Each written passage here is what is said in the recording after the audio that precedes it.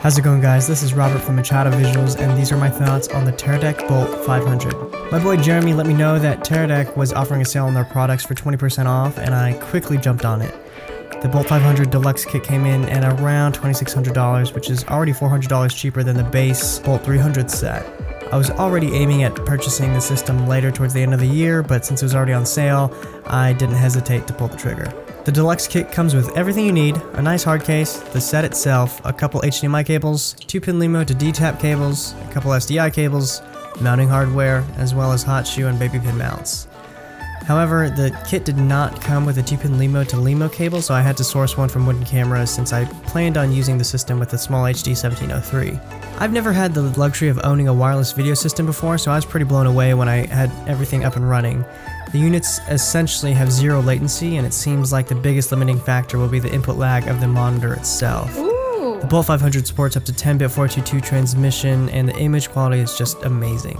It's able to punch through walls to a certain degree and has a wireless range of up to 500 feet.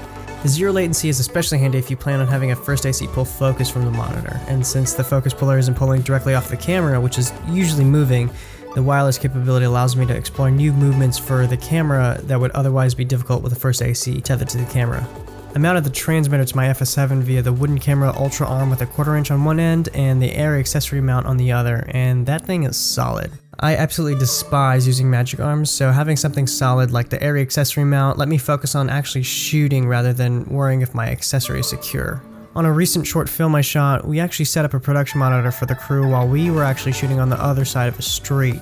And for someone who hasn't dealt with wireless video systems before, I still think it's the coolest thing in the world, mainly because I've never taken it for granted during my career.